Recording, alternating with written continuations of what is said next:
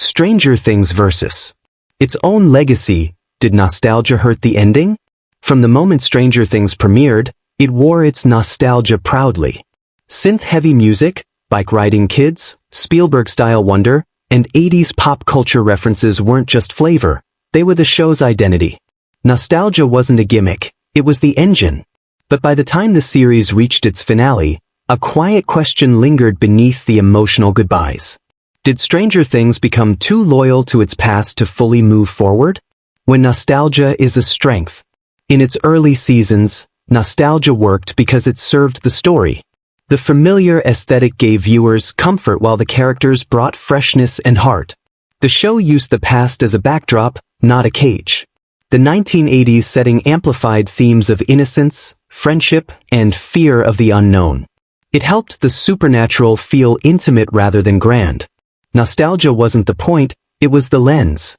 The shift from texture to obligation.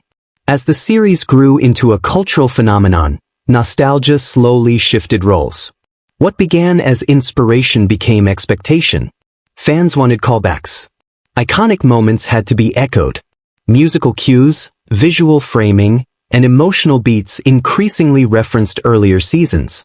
The show wasn't just telling a story anymore. It was conversing with its own history. By the finale, nostalgia felt less like an artistic choice and more like a responsibility. Recreating the feeling versus creating something new. One of the finale's quiet struggles was its desire to feel like classic Stranger Things. Instead of surprising viewers, it often reassured them. The problem? You can't relive discovery. That first sense of wonder, the fear, the mystery, the intimacy, was unrepeatable. Attempting to recreate it risked flattening the emotional impact. The finale didn't fail creatively, but it rarely challenged the audience in the way earlier seasons did. Legacy can be a heavy weight.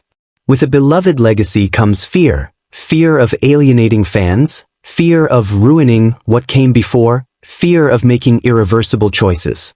That fear can lead to cautious storytelling.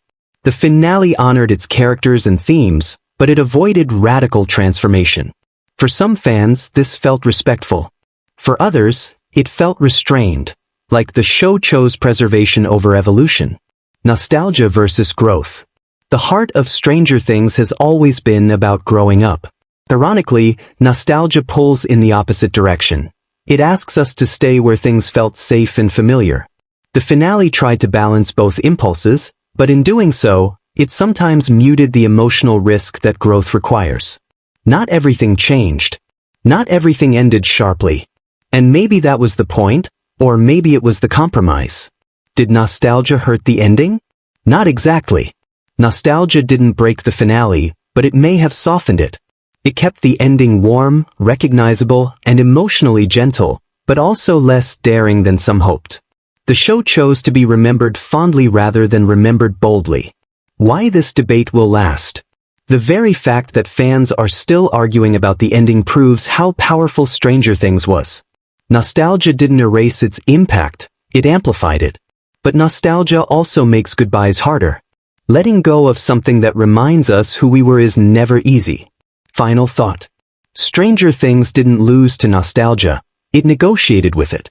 Whether that negotiation resulted in a comforting farewell or a missed opportunity depends on what viewers wanted most.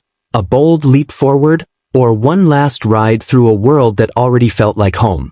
And maybe that's why the ending still lingers, because it reflects the same tension we feel when we look back at our own pasts.